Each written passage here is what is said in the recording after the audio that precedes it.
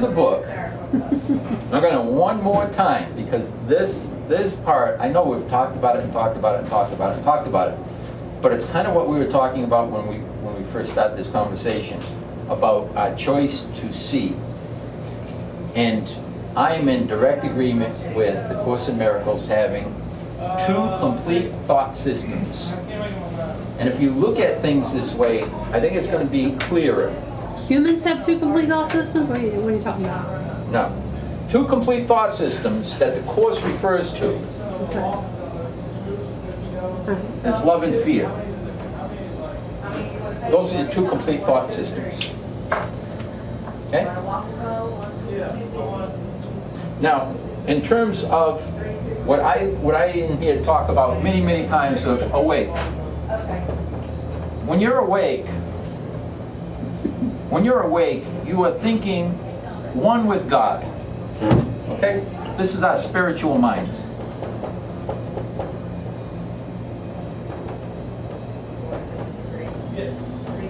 Now, our spiritual mind, being one with God, thinks only one way.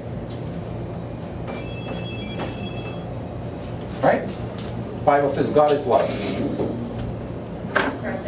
God is that which never changes.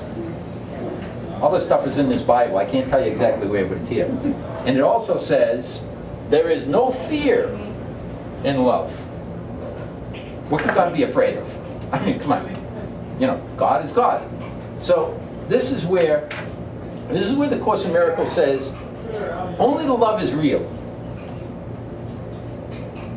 I know we've all had fears. I know we've all had these moments. We get anxious over something. We get thoughts in our mind. Oh, what's that guy with the gun and the hood on his head going to do to me? You know, we have these thoughts, right? They come to us.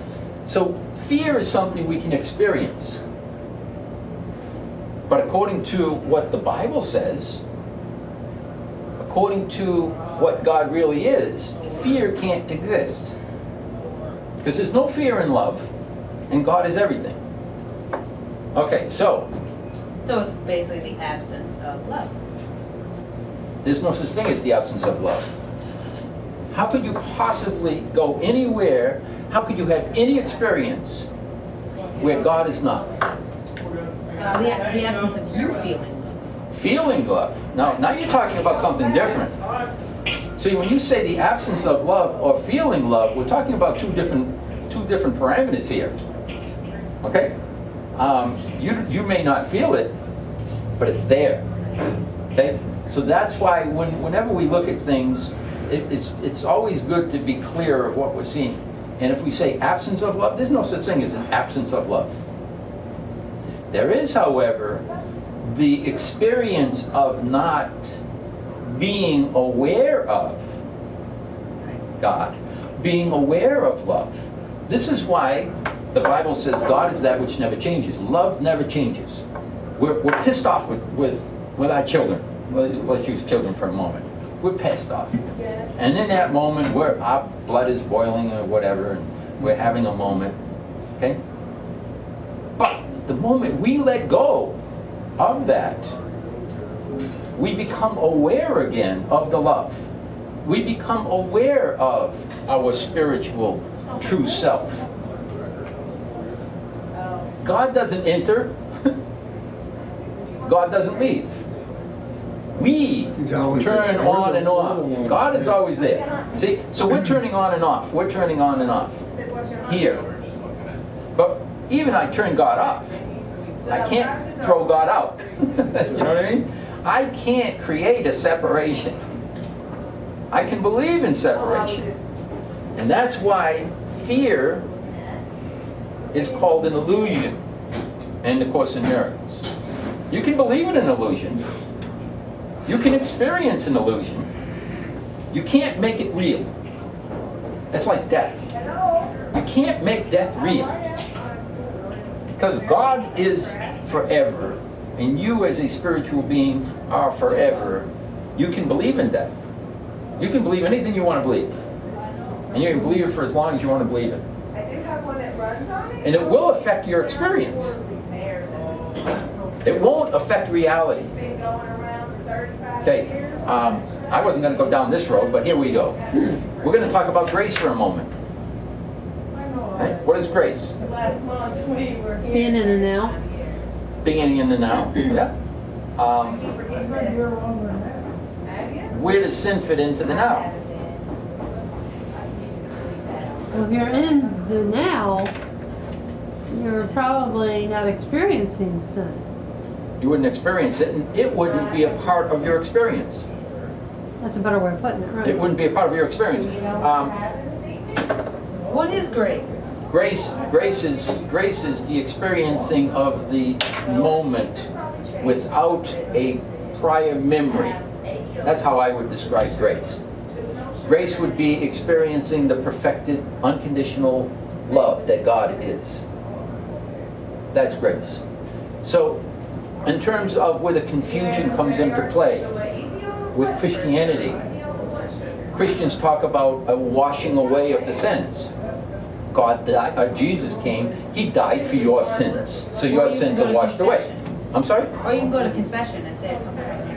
Well, yeah, but you have to say the confession, but you also have to believe that Jesus died for you, otherwise that negates all the verbiage you're saying. Right. Okay. But the point being that Christ did come here, or Jesus came here and showed what it is to live as Christ, which brings you to the now, which means that none of the past is part of this moment. If you have no past, what sins do you have? You don't have any. Carry them over into this moment, and you probably got a lot of sins. At least I've done some. Doesn't even have to be sins. I think about like at work.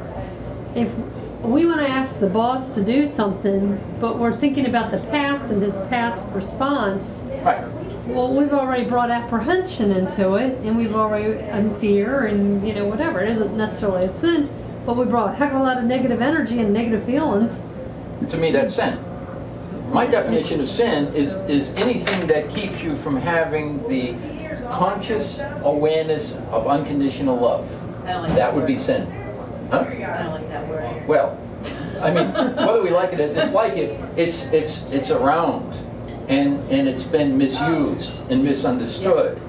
And this is one of the reasons why, you can't necessarily move beyond something until you've dealt with it.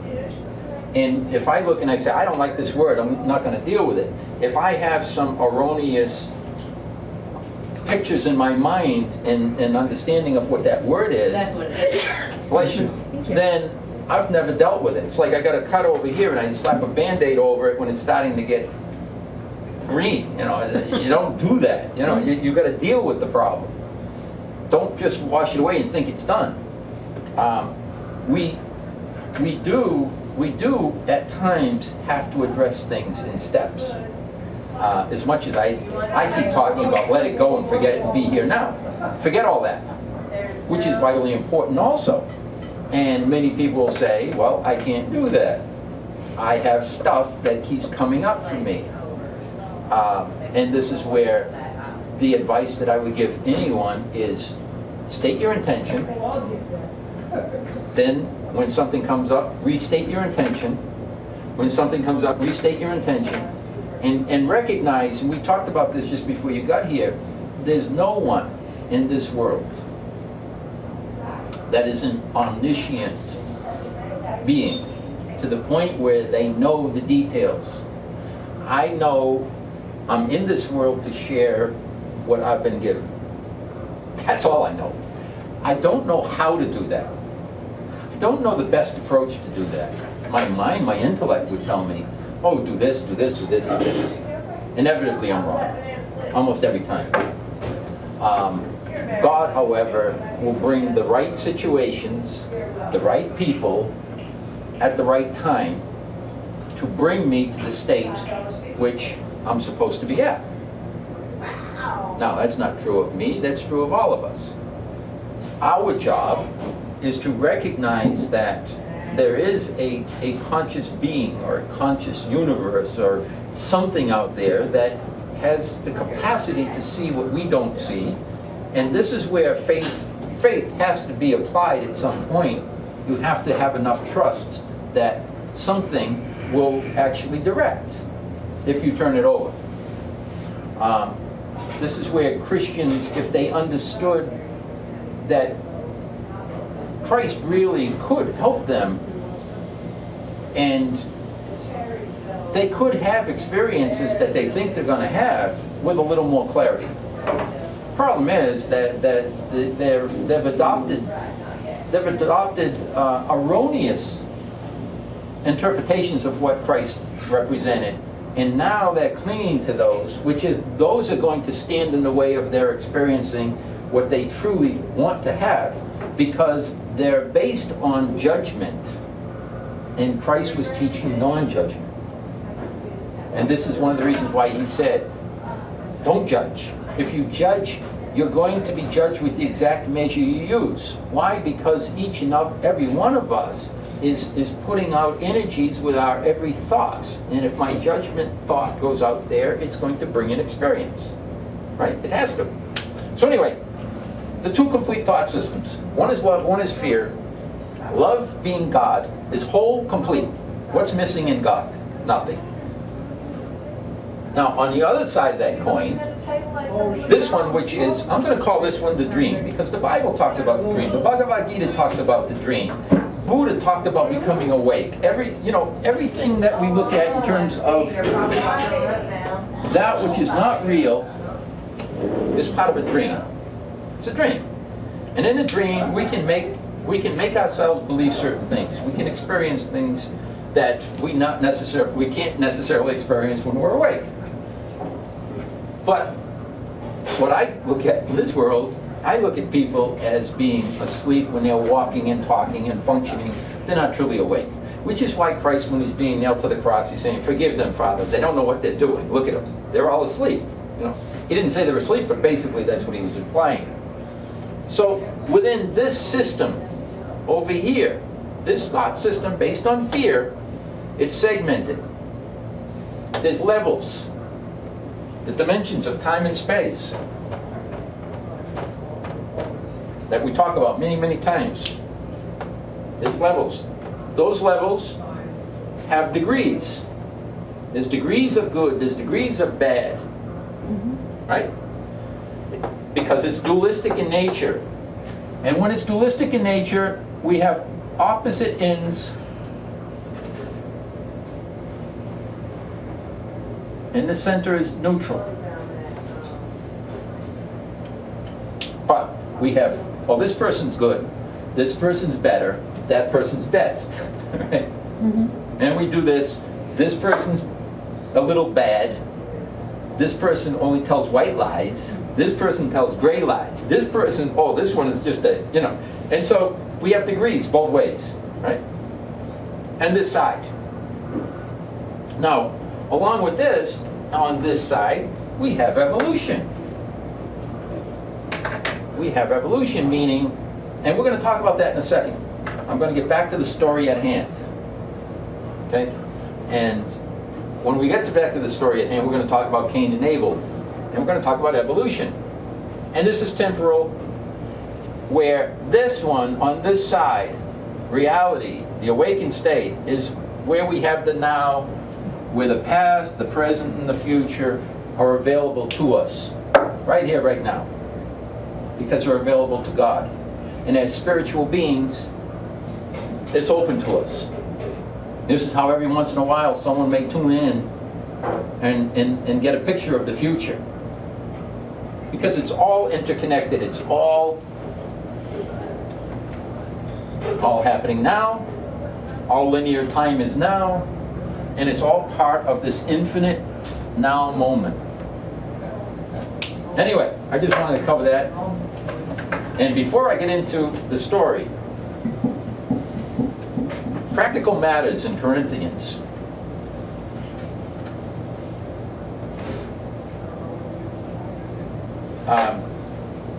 For though there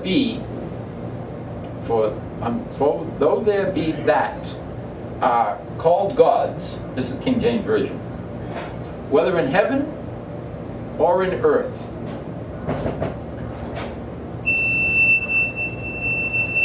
there be many gods and lords. Many.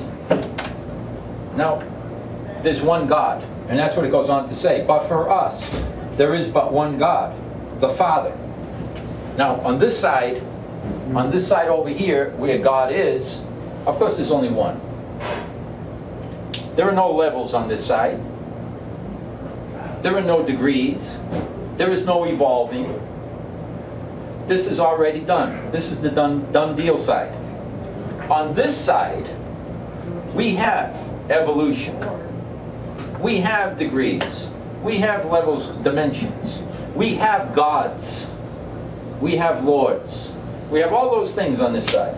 Within, the dream. When you say gods, you mean idols, whether it be I mean, your yeah, house? I mean idols. I mean, you leave this world and all of a sudden, I'll give you an example. Conversations with God. Neil's first book. If you read his first book, you get through about halfway. Then all of a sudden, halfway, 2/3, I don't remember. All of a sudden, he's talking to God, and I don't know exactly what led up to it, but all of a sudden he says, what do you mean you're not the God? He says, no, I'm not the God. There's a God above me. Neil's, what? What do you mean there's a God above you? I thought I was talking to God. He said, you are. But I'm not the God. There's another God above me. Oh, how can that be? Well, in the Bible it talks about the third heaven, remember? There's the first heaven, the second heaven, the third heaven. What are these?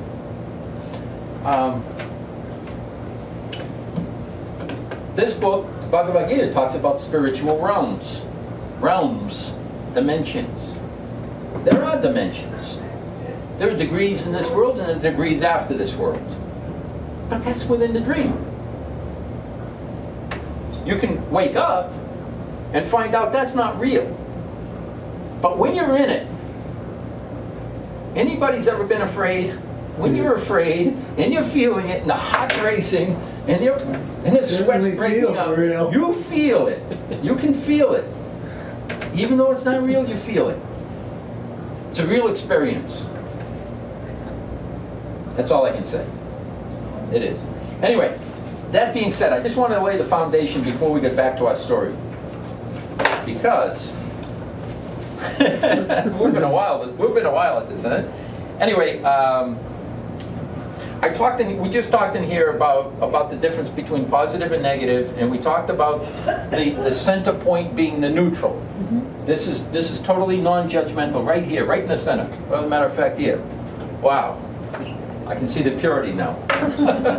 See how pure it is? We just went from being not good, not evil, but being perfect.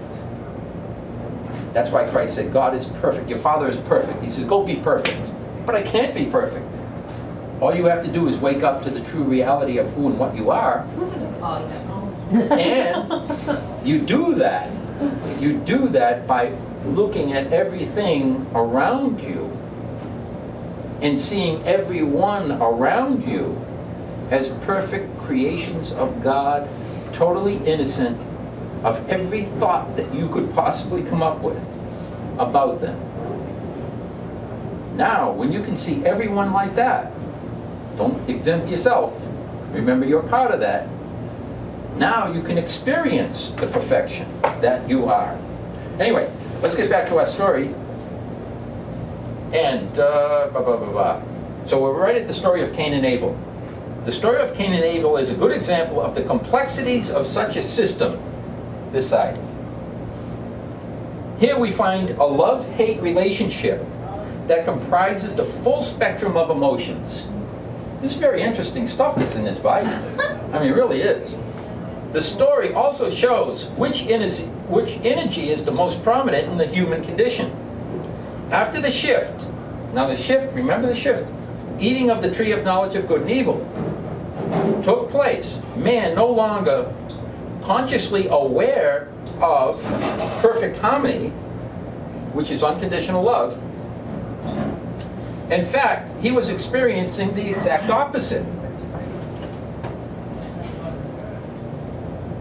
The exact opposite is not real, it's an illusion, Because in reality, there is no opposite to God. Which is why when you can let go of the attachment to the belief in fears, in the belief, when you're afraid of something, what do they say? The only thing that we have to fear is fear itself. I think, not Churchill, Roosevelt, FDR said that. The only thing you have to fear is fear itself. When you let go of your fear, it's gone. It didn't really have any power, but you give it power through your belief.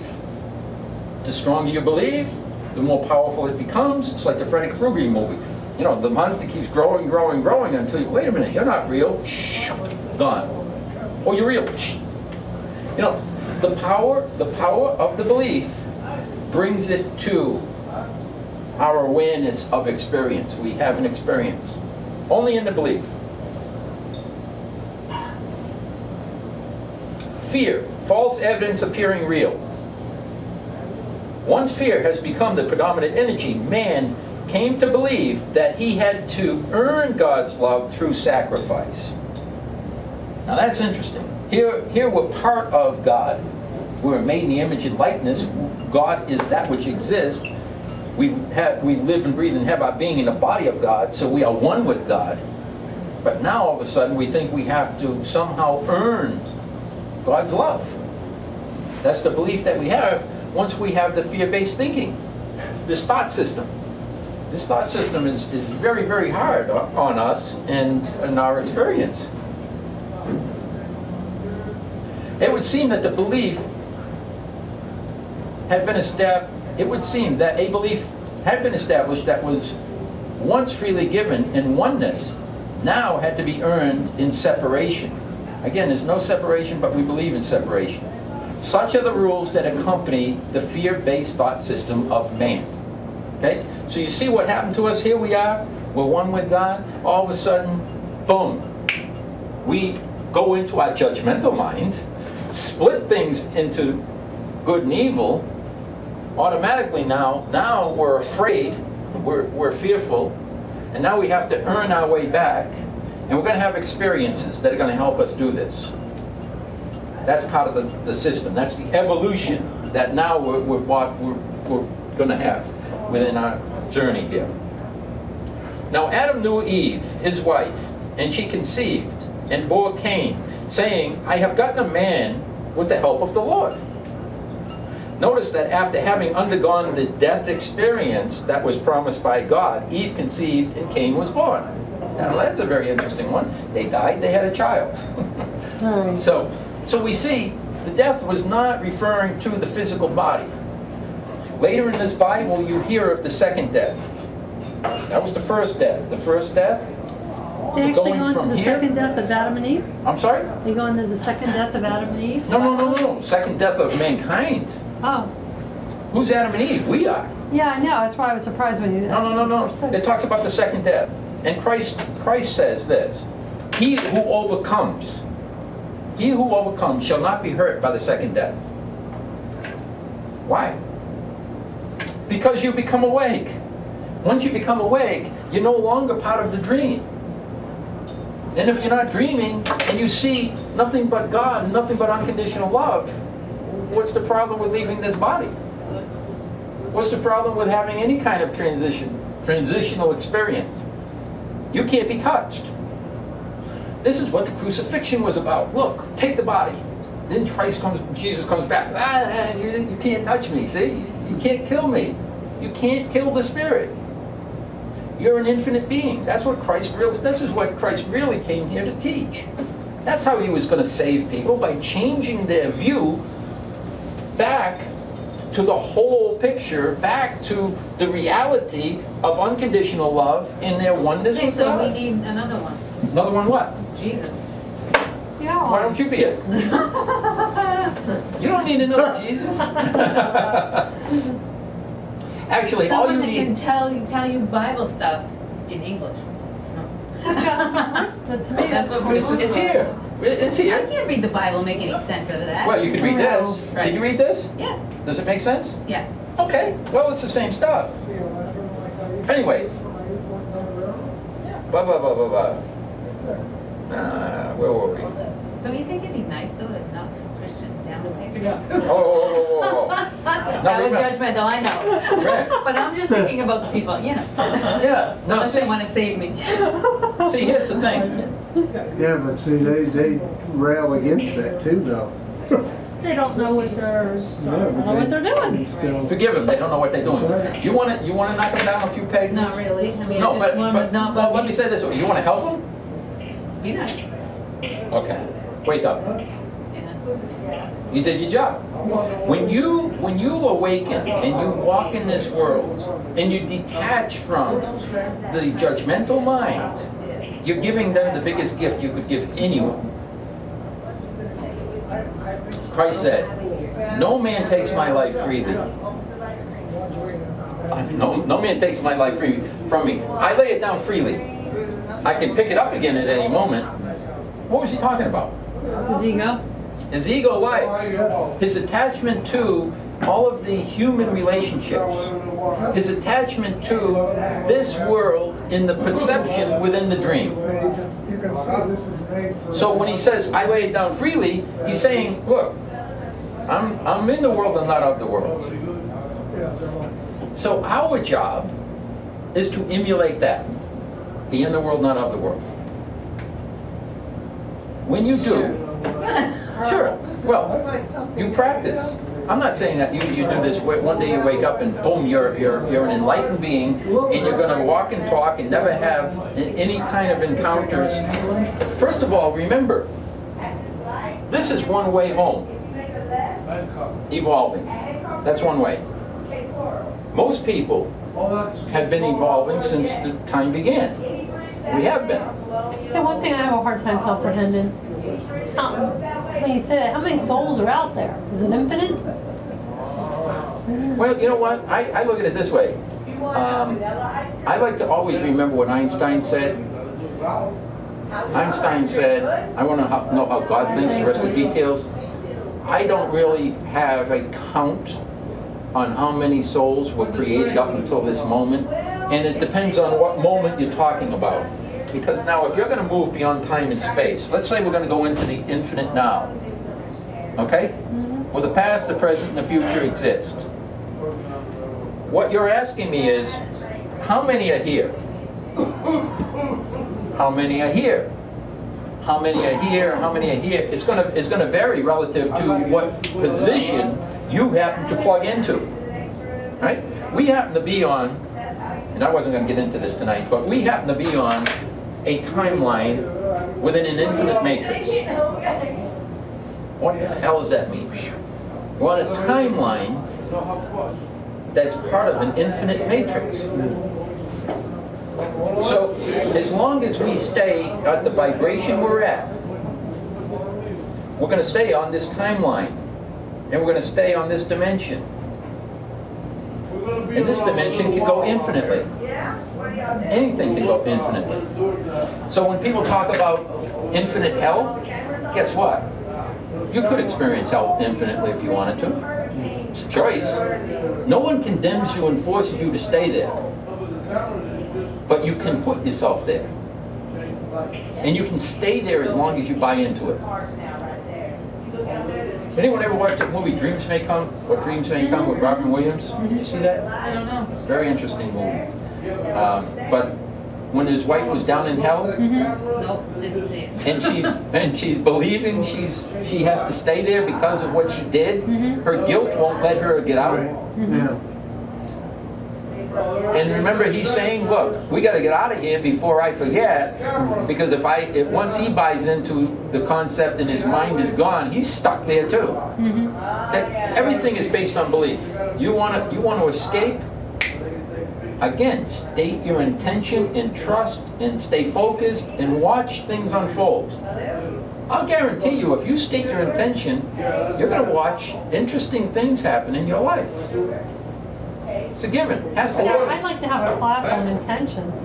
Yeah. Because, Well, you know, like the intention, if your intention is to make money Right. or to be rich, well then you're in your ego because you're wanting to possess Right. that. You So got an stating an intention that brings you more comfortable life down here, Right. but yet isn't in your ego mind. What do you intend? I don't know how to do that. Well, you remember what Christ was saying? Woe is the one who has now because they're going to suffer later, and woe is this, woe is that, and yada yada yada. Yeah, the eye of the rich All man. that stuff is based on Intentions of the wrong kind. its intentions of the wrong kind. But But I here's want to something say that the Christ right also intention, said. and I'm not really sure. Jesus said I don't this: know, there's no right and wrong though. "Whosoever shall seek to save their life shall lose it, and whosoever shall lose his life shall preserve it." There is no right and wrong in terms of ultimate reality. There is, however, within the framework of the dream state That we're all experiencing. that we're all experiencing in the here, in this dimension, there is good and evil here. Here. You know, if we go to a basketball game, we don't bring our baseball bat. It doesn't fit. Doesn't, you know, you play, when in Rome, you do as the Romans do. When you're in this world, know this. The world believes in good and evil. You're going to experience it here if you participate in this world from that level of consciousness. You're not going to escape it. Just like gravity. It's going to drop every time. If I go up the Empire State Building, jump off, I'm going to splatter on the sidewalk. It's going to happen. Maybe a dream. It's going to happen. And I'll be recycled back and I'll come all over again and da-da-da-da. And I will not escape. I can escape the illusion of this world when I wake up by stating clearly what my intention is and holding fast to that. Now, when Christ said, "You want to be my disciple, you have to forsake everything and everyone, including your mother, your father, your husband, your wife, your child, even yourself. Now you can be my disciple." Well, most Christians don't understand the magnitude of what that means, and they haven't done it. And they're not going to have the experience they think they're going to have. They're going to wake up when they're all done with this particular segment. See, that ties in with what Mother Teresa was saying. Yeah. That's exactly what he said in a different way. You know, it's between you and God, not your wife or not your son or It's not always your daughter. it's always about you. And you. No, it's just you and You and God. You and God. You and God. You and God. Me and God. You and God. You and God. Them and God. Them and it's not about us and them. And this is why Jesus said, "Don't fear the one who can kill the body." Someone comes up to me and puts a gun to my head. Retract everything in that book, or I'm going to pull the trigger. Pull the trigger. You know, the moment I'm afraid and I give in, the Bible says, "Fear not the man who can kill the body, but fear the man who can kill the body and leave you in hell." What is hell? They put the gun here. I'm afraid. I'm in hell. Holy shit! They're gonna kill me. I'm scared. Now I'm in hell. That's hell. Anyway, let's get down a little bit here, and this maybe shed some light on what we're talking about. Okay, notice that after they went out, after they had undergone the death experience that was promised by God, Eve conceived and Cain was born. How is it possible if they were both dead? This will become clearer later as we read of the second death spoken of in the New Testament. If things are to make sense later, then you must realize that the death referred to here is a spiritual one. When God promised Adam and Eve that they would immediately die, he was not referring to the passing away of the physical body, but to the conscious awareness of the rest of creation. Boom! They've lost this awareness, and this becomes their experience. The journey is on. That's the beginning. It's the beginning of the journey. And if we go back to this is where we were. This is the true ultimate reality, the tree of life, and that's now we have the journey. So it wasn't really just Adam and Eve. There was a society of people. You're Adam. You're Eve right now. I'm Adam. We're Adam and Eve right here, right now. See eternity. Eternity always is now. That was a metaphor to talk about a choice you have. It has nothing to do with what they chose. What does that have to do with you? Well, Mickey can choose to go over and rob that bank and kill 5 people. It doesn't affect me. Or he can choose to wake up and serve God. That doesn't affect me. I mean, it affects me to some degree, but it doesn't alter and change who I am until I go along with him. Right? If he says, I'm going to go rob the bank and kill some people, I say, hey, count me in. Now it affects me. Okay? But if I say, look, I'm independent, you're independent, we're all independent. Adam and Eve has nothing to do with us.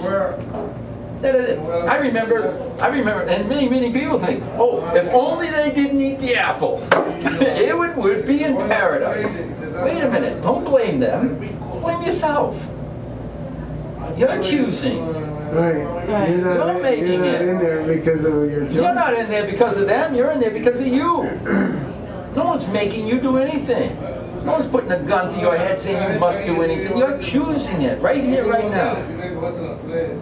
You want to wake up? You have a choice. You don't want to wake up? You have that choice. You have that option. God says, hey, you got free will, do whatever you want. I'm not going to stop loving you because you choose to be whatever you want. Have whatever you want. Anyway, blah, blah, blah. When God promised Adam and Eve that they would die immediately, he was... When God promised Adam and Eve that they would die immediately, he was not referring to the passing away of the physical body, but to this conscious awareness of the rest of creation, this right here. And again, she bore his brother Abel. Now, Abel was the keeper of sheep, and Cain, the tiller of the ground.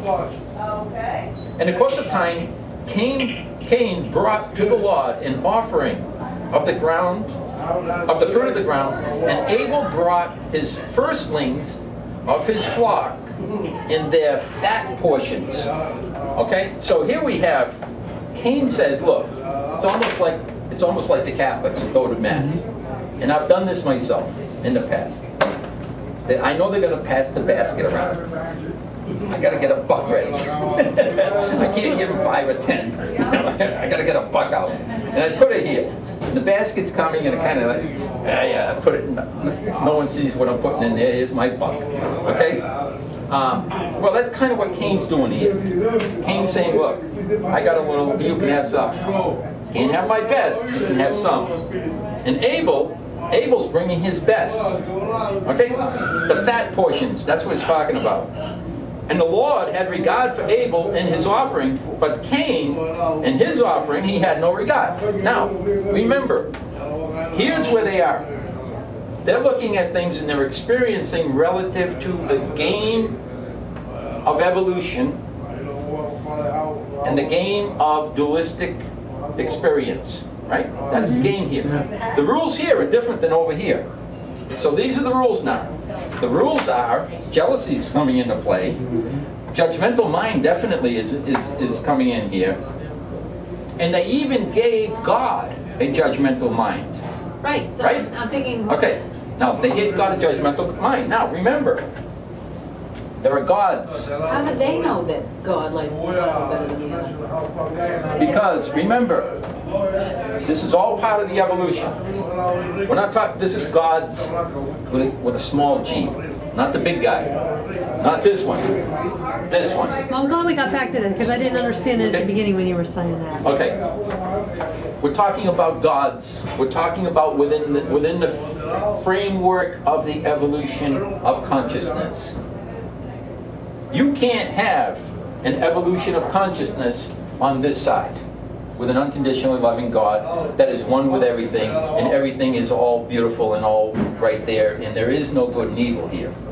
Okay? You can't have an evolution. You can't have that kind of experience. How can you evolve into something that already is? You can't. On this side, however, you can evolve. And that's what we're getting to. We're almost there. Doesn't it say that in the Bible, though? Huh? The Bible speaks of gods. Oh yeah, I just read it to you. Right, I know you did. Okay? And I'm like, It's in there. Gods, plural. But one God. One God, many gods. Okay? One God, many gods. It's what There's you still believe. only one. There's only one God. In other words, all of the dream, you're asking me, are the gods within the dream? Yeah. How many? How many you want to create? Yeah. How many you want to think Whatever of? you believe. How many you want to believe in? How much you want to, I don't want to get too deep into where we can go with this, but we can go on and on and on with where we can go within creation. Each of us could evolve into a God.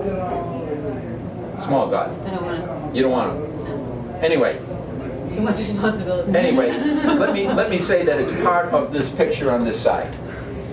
And there are many who have evolved into that level of consciousness, and others look up to them as gods. It's part of the, Are you talking like Mother Teresa? All the saints. To some degree you could say that, but I'm talking about in various dimensions. I'm talking about when you leave this dimension and then you move on to another dimension. When you leave this body and you think that you found heaven, and you wind up getting there and going through that whole dimension and find out, wait a minute, there's another one above this, and that God that I'm worshiping here is not really a God, the God. Then there's another one above that, yeah, and so on and so on and so on, until you collapse all of this and wake up. Then there's only the God. Well, I remember this when I go to the next. I have no idea. Don't. Because I don't want to start You know all what? over. I have no idea. In the course of time, Cain brought to the blah, blah, blah, blah, and the Lord. Blah, blah, blah, blah. Okay, so Cain was angry. He was very angry, and his Okay, countenance so fell how did he know that God liked Abel's thing better than his? because he had a judgmental mind. Okay? He just And thought it because let me it say, looked better. he thought it, he believed it. Because it looked better in his own eyes. And here's the deal. When you have a fearful thought, okay, your fearful thought is going to be based upon your assumption and your belief. Right? Well, so was Cain's. Cain's was based upon his mind, not God's mind. Okay. His mind. When we have a fearful thought, is this God? No, this is us. This is our fabrication. Right. Your fears are your fears. Don't mine are mine. We all have our own unique. Okay, so again, fears. we are all Cain and Abel. We're all Cain and Abel. Okay, keep going. Same thing. This is representative of all of us here. What a great example of the power of judgment and the effect that it has on our experience. Funny, if you just read the book, it explains all this. Somebody must have spent some time with this. I'm telling you. As Cain followed his belief that his brother had outdone him, he became extremely angry. How many siblings have this, Right. thing with the parent and blah, blah, blah, blah. Yeah. It seems that it didn't take long for jealousy to find its way into the human mind. 8 o'clock sharp. Okay, well, we'll button this up and then you can leave. Then we'll just go on. Okay, the Lord said to Cain, why are you angry? And why is your countenance fallen? If you do well, will you not be accepted? So Okay, basically, so God's saying this. God is basically saying to Cain, look, you did your best, I'm not going to have a problem with it. But Cain, on the other hand, in his belief, can't accept that, so his mind is going to believe his thoughts. Now the Bible says God will give them delusions to believe their own lies. Okay? He has false evidence appearing real. He has fear.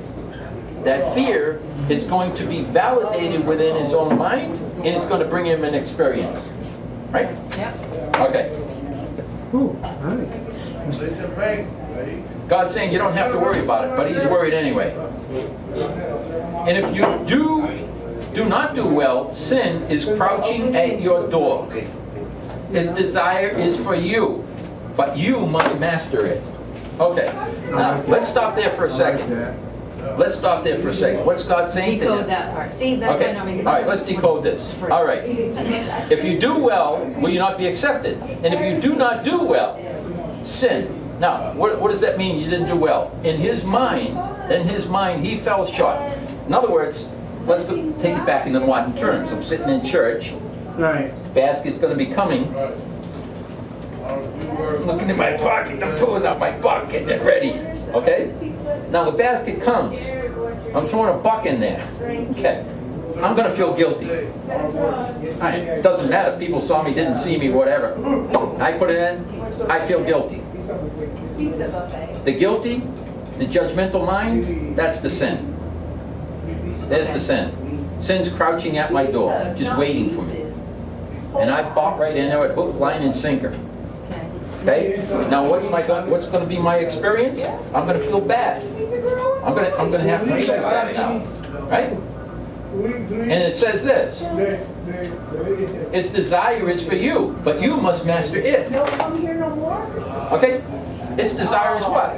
That I get sucked in, judge myself, create my own hell, live it for, I don't know, an hour, a day, a week, a month, whatever it is, till next time I go to Mass, and then reach in my pocket and pull out another buck, whatever. But the idea is, I got sucked in, I had an experience based upon an erroneous belief system, and that's what the sin is. And my job is to overcome that and not succumb to my judgmental mind. Okay, if I gave a buck because I have no money, I truly have no money, and my buck is all I could really give, then I really should have no problem with giving a buck. I just gave everything I could. Like the story in the Bible about the woman who had only a little bit, and she gave all. She gave more than the one who gave the big amount of money. Okay? Yeah.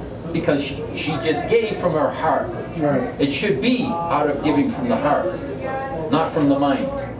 You see how the mind, which is based on good and evil and judgmental thinking, this is what all sin is based on. Sin is based upon engaging a judgmental mind, whether you're casting it on someone else or on yourself. That's what it's about. So anyway, that's what that passage was about. The Lord attempts to correct Cain's confused mind and tell him it is enough for him to do his best. It is not a competition between him and his brother. So anyway, I'm going to end here because, well, I'm not going to end here, but Peggy has to go. Thank you. See you next. Namaste. And good. You go back to No, I got one more week. Oh, I'm good. leaving next Wednesday. Oh, okay, cool. We'll see you next Tuesday. Yes. then. Thanks, you. And Vicky's taking notes, so he could probably bring you up to speed. There you go. Yeah. Anyway, I wasn't going to go too much further than where we are here. We'll just maybe discuss this, but I just wanted to touch on this, that Cain winds up killing Abel. We all know this, right? Right. Okay. So he took that jealous emotion to the next level. And because he felt, look, I have to earn God's love. And God loves my brother more than he loves me. Because my brother gave more than I gave. Now, if I kill my brother, I don't have any competition. Guess who God's going to love now? Going to love me. I'm the only one left. And this was true then. This is true today. There's always sibling rivalry. You know, not always, but mostly always. There's this, competing for love in relationships. We all tend to do this. We compete with one another for love. And that's what this story was all about. But it's very, very interesting. If you look, the very, very first family, one brother kills his brother. Wow. Wow. Long way from unconditional love on his side to starting the journey. And so here we have this journey goes on. And whether people can accept or reject doesn't matter. They're in this world. We're all here to wake up, ultimately. Now, I can't tell somebody, look, your moment is right now. Wake up now. It's not my place to tell them that. My place is this. Here's how the system works. Here's your options. And I was told that you can, and God would like you to wake up. Whatever you want to do, you do. Everyone does. But the choice is ours. The system is kind of a self-regulating system. There's all kinds of details that are going to come up within creation, within the evolution of the dream, and everyone is going to give account, and we do give account every single moment of our existence.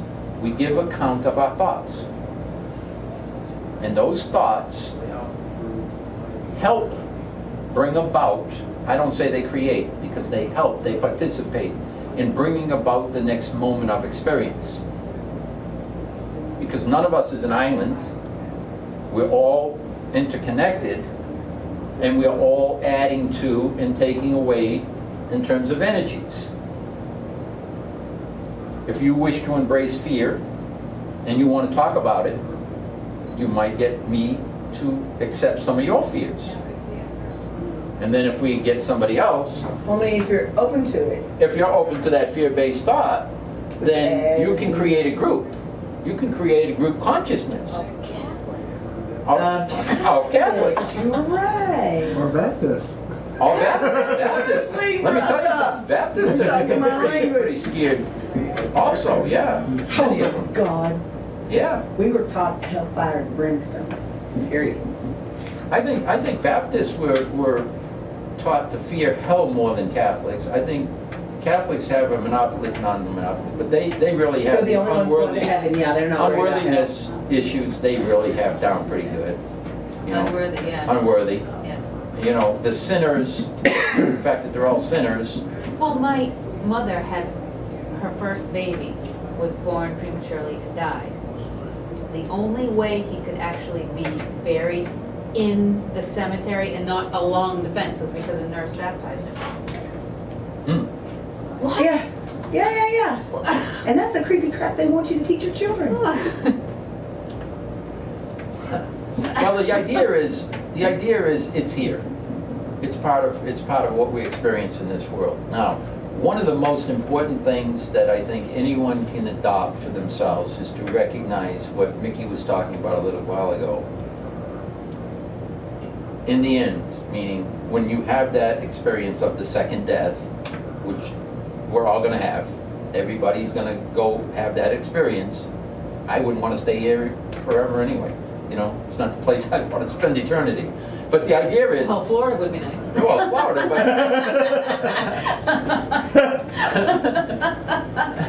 Hawaii might be a little better. I've always wanted to move to Hawaii. But the idea is, being that we can only experience our own realities.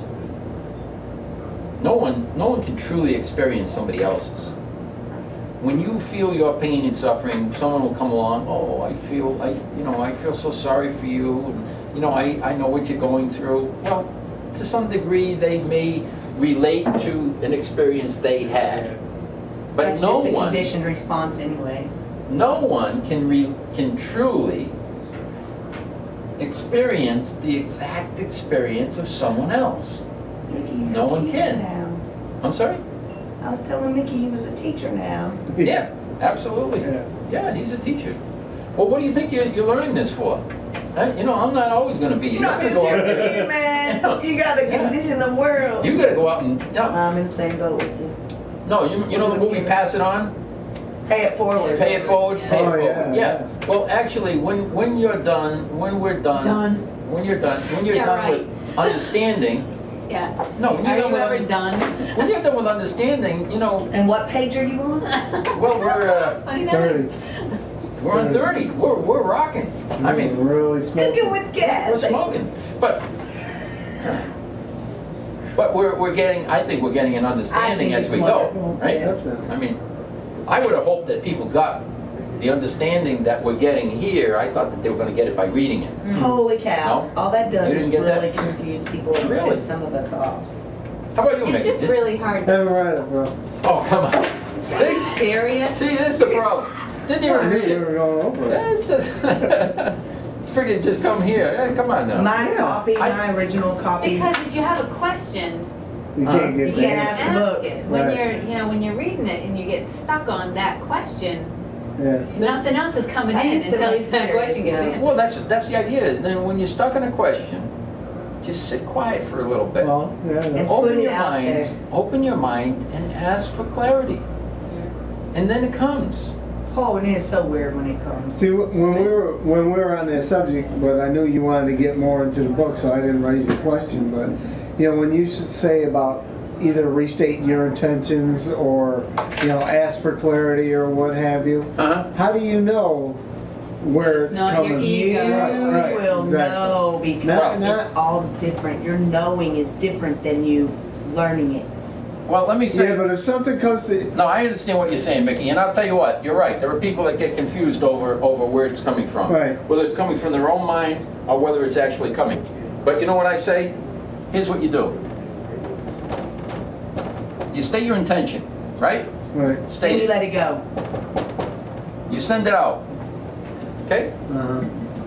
Now listen. When you're empty and it comes to you, something's going to come to you, right? Something. Listen to it. I don't care where it came from. Listen to it. okay, You know why? If it's coming from God and it's pure form,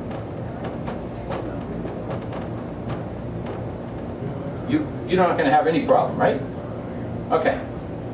Let's say it's coming from the ego. there should be like some type of fear attached, or Well, more let me- questions maybe, or Let me say, love and fear would be the best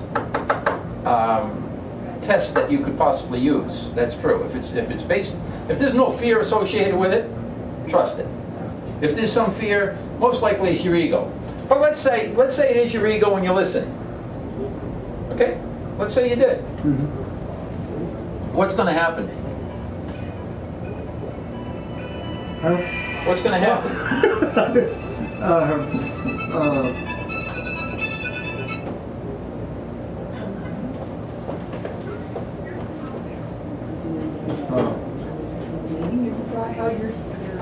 In creation, you're going to experience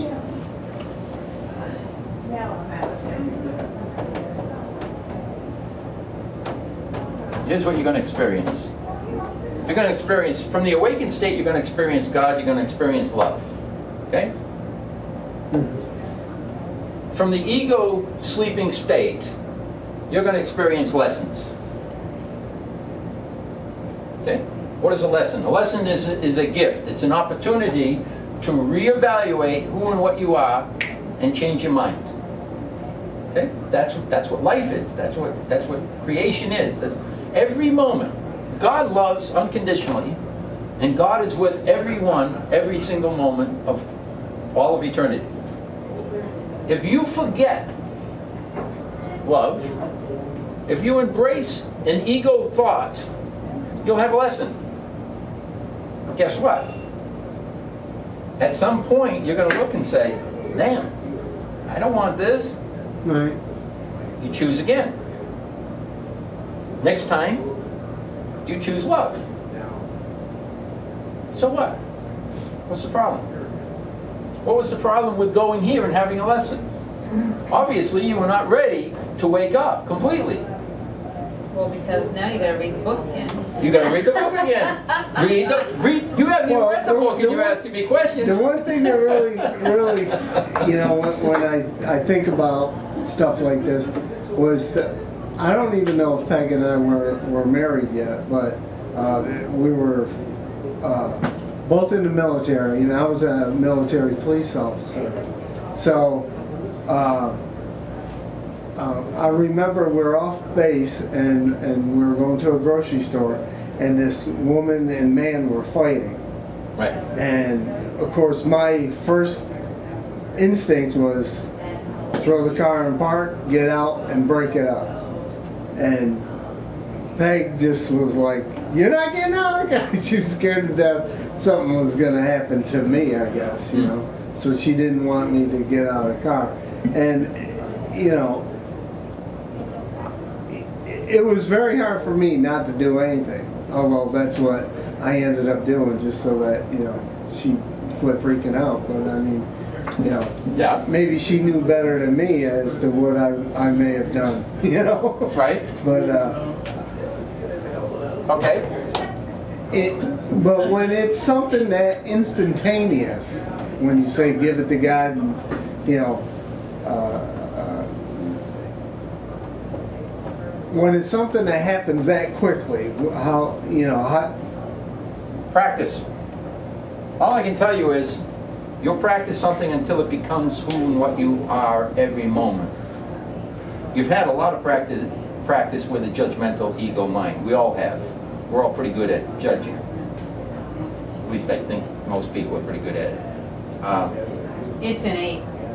It's well, let me say this. It's the natural tendency that we all lean towards well in human form. Okay? It's the law of the land, so to speak, in this plane. Yes, it is. Is it innate? I'd have to say no. I'd have to say it's more of a conditioned response. It's more of a learned thing. Okay. Because my niece was 2, and my son was 4, and she took something from my son, and her mother said, "I want you to apologize." And that kid, she wasn't going to do it. So how at 2 years old are you that stuck on, I'm not going to apologize, I'm not going to,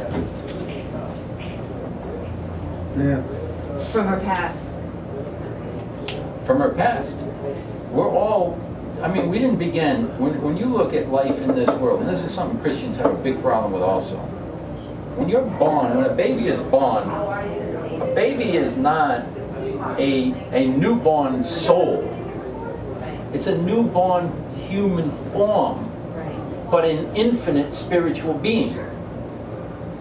You're an infinite spiritual being. I'm an infinite spiritual being. Okay. Well, an infinite spiritual being has had many, many, many, many, many, many, many, many incarnations. We're infinite. You know, that's, remember, we're infinite. If we're infinite, how many experiences have you had? I'm even talking about, my son was like 2 years old, and we were over visiting some friends. And